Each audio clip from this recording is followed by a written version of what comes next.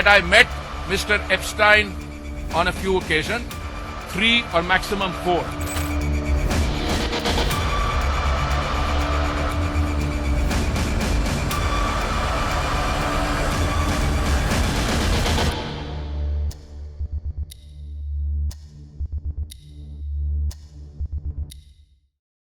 America के कुख्यात यौन अपराधी और दलाल जेफरी एप्स्टीन से जुड़े नए दस्तावेजों में जब से केंद्रीय मंत्री हरदीप सिंह पुरी का नाम आया है, मोदी सरकार की मुश्किलें बढ़ती जा रही हैं। दरअसल एप्स्टीन फाइल ने दुनिया भर में हड़कंप मचा रखा है। हालत यह हो गई है कि अमेरिका से लेकर यूरोप तक सरकार और वित्तीय संस्थाओं में अहम पदों पर रहे कई लोगों को इस्तीफा देना पड़ा है। इनमें वाशिंगटन यानी अमेरिका में ब्रिटेन के पूर्व राजदूत पीटर मेंडलसन को एप्स्टीन के साथ हुई ईमेल संवाद के कारण हाउस ऑफ लॉर्ड्स से इस्तीफा देना पड़ा। यही नहीं, ब्रिटेन के प्रधानमंत्री केर स्टेमर के चीफ ऑफ स्टाफ मॉर्गन मैक्सवीने ने 8 फरवरी को नैतिकता के आधार पर इस्तीफा दे दिया, क्योंकि उन्होंने ही प्रधानमंत्री स्टेमर से मेंडलसन को अमेरिका में राजदूत बनाने की सिफारिश की थी। वॉल स्ट्रीट लॉ फर्म से जुड़े ब्रेट कार्प को भी एप्स्टीन फाइल में नाम आने के बाद इस्तीफा देना पड़ा। एप्स्टीन से संपर्क के कारण इस्तीफा देने वालों में Swedish United nation high commissioner for refugee की अध्यक्ष जोना रुबिस्टीन भी हैं। एक और बड़ा नाम ग्लोबल बैंकिंग फर्म गोल्डमैन सैक्स के शीर्ष वकील कैथी रूमर का भी है, जिन्होंने स्वीकार किया कि उनका एप्स्टीन से संपर्क था। जाहिर है, एप्स्टीन फाइल से उठा तूफान जल्दी थमने वाला नहीं है। भारत में भी अनिल अंबानी से लेकर हरदीप पुरी के नाम एप्स्टीन फाइल में संदिग्ध तरीके से आए हैं। वास्तव में मोदी सरकार से पहले की सरकारों पर नजर डालें तो भ्रष्टाचार या भ्रष्ट आचरण या फिर हादसे या हमले की नैतिक जिम्मेदारी लेकर कई मंत्रियों ने इस्तीफे दिए हैं। दूसरी ओर हरदीप सिंह पुरी ने राहुल गांधी के आरोपों के तुरंत बाद प्रेस कॉन्फ्रेंस कर खुद ही स्वीकार किया कि एप्स्टीन से उनकी 4 मुलाकातें हुई थीं। अपना बचाव करते वे और उलझ गए। My boss in the IPI, Mr. Terry Rod Larson, was the person who knew this particular infamous person, Mr. Epstein. And it is as part of a delegation of the IPI or the ICM that I met Mr. Epstein on a few occasions, 3 or maximum 4. And the ICM was dealing with international issues, thematic issues, and Mr. Epstein was not part of it. The kind of people who were on the ICM were the former Prime Minister of Australia, Mr. Kevin Rudd was the chairman. Congress प्रवक्ता पवन खेड़ा ने 13 फरवरी को press conference कर हरदीप सिंह पुरी और मोदी सरकार पर चौतरफा हमला किया। पवन खेड़ा ने सवालों की झड़ी लगा दी है, जिसमें उन्होंने पूछा है कि 2014 से 16 के बीच हरदीप पुरी कुछ नहीं थे तो किसके निर्देश पर एप्स्टीन से मिलने जाते थे। Between 2014 and 16, by what authority, under whose instructions, under what authority was he interacting with Epstein? He was a nobody. Mr. Hardeep Puri was a retired diplomat, full stop. Hardeep Singh Puri किसके कहने पर एप्स्टीन से email पर skill India, digital India में बात कर रहे थे। 13 नवंबर 2014 को एप्स्टीन ने रीड हॉफमैन को एक ईमेल भेजा, जिसमें वह डिजिटल इंडिया के बारे में जानकारी दे रहा था, जबकि डिजिटल इंडिया जुलाई 2015 में शुरू हुआ। यानी कि एप्स्टीन को भारत के नागरिकों से पहले डिजिटल इंडिया के बारे में हरदीप सिंह पुरी जानकारी दे रहे थे। क्या इस देश की सरकार को अमेरिका में बैठा एक दलाल चला रहा था, जिसे डिजिटल इंडिया की जानकारी भारतीय नागरिकों से पहले हो गई? 13 नवंबर 2014 को रीड हॉफमैन को एप्स्टीन ने एक मेल भेजा, जिसमें वो डिजिटल इंडिया के बारे में जानकारी दे रहे थे। तारीख याद रखना, 13 नवंबर 2014। डिजिटल इंडिया शुरू कब हुआ, अनाउंस कब हुआ, वो डेट भी देख लीजिए जरा। डिजिटल इंडिया जुलाई 2015 में शुरू हुआ। यानी कि एप्स्टीन को भारत के नागरिकों से पहले डिजिटल इंडिया की जानकारी हमारे बाबू हरदीप पुरी दे रहे थे। देख रहे हैं आप, हम और आप इस गलतफहमी में हैं कि इस देश की सरकार को एक माई का लाल चला रहा है। इस देश की सरकार को एक दलाल चला रहा था अमेरिका में बैठकर। उस दलाल को पहले बताया जा रहा था कि डिजिटल इंडिया आ रहा है।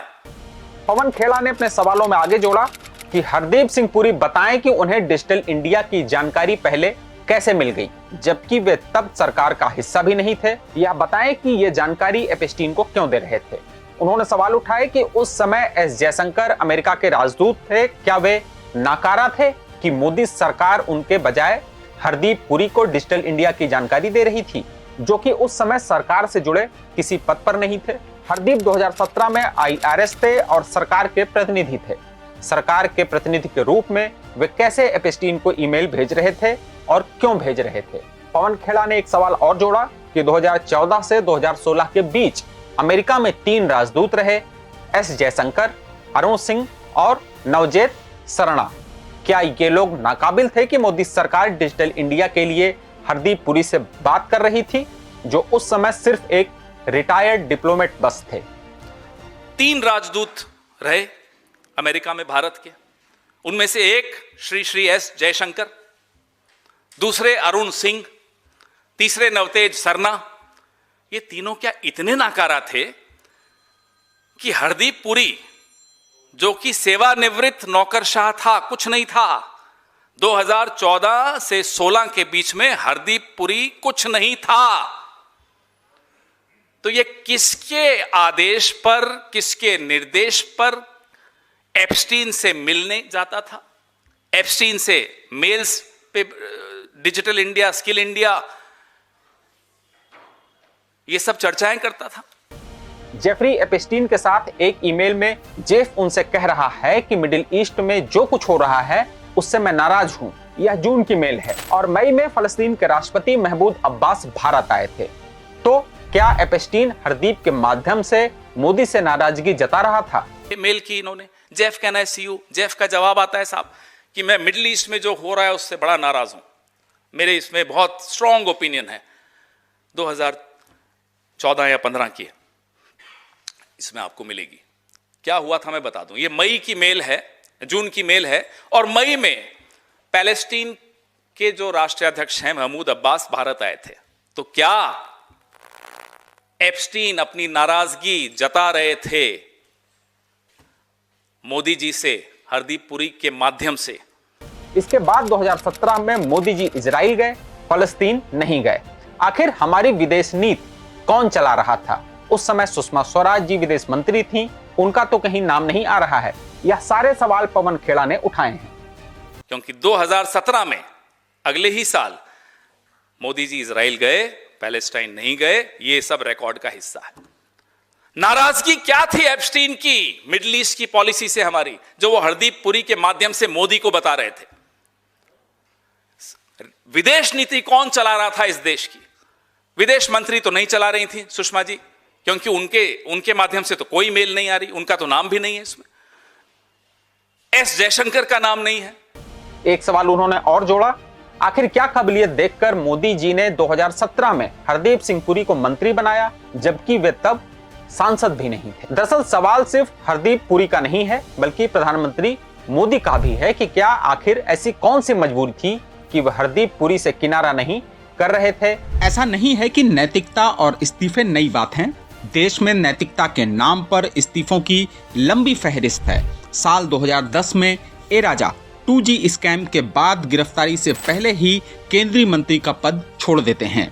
2011 में BS येदियुरप्पा माइनिंग स्कैम में नाम आने के बाद इस्तीफा देते हैं, तब वह कर्नाटक के CM थे। वीरभद्र सिंह 2012 में भ्रष्टाचार के आपराधिक आरोपों पर मंत्री पद से इस्तीफा देते हैं। क्या ये नैतिक साहस नहीं था? उन पर रिश्वत और दुराचार के आरोप थे। और 2013 में बाबूलाल नागर, जो राजस्थान के मंत्री थे, रेप के आरोपों के बाद इस्तीफा दे देते हैं। याद किया जा सकता है कि जब पिछली मोदी सरकार में विदेश राज्य मंत्री रहे MJ अकबर पर मीटू के आरोप लगे थे, तो उन्हें इस्तीफा देना पड़ गया था। तो क्या बीती घटनाओं से सबक लेते हुए या नैतिकता दिखाते हुए हरदीप सिंह पुरी इस्तीफा देंगे? इस पूरे मामले पर आपका क्या कहना है हमें कमेंट में जरूर बताइएगा। द लेंस के वीडियोस को दूसरों को भी शेयर करिए और हमारे चैनल को लाइक कर लीजिए और सब्सक्राइब कर दीजिए। धन्यवाद। That I met Mr. Epstein on a few occasions, 3 or maximum 4.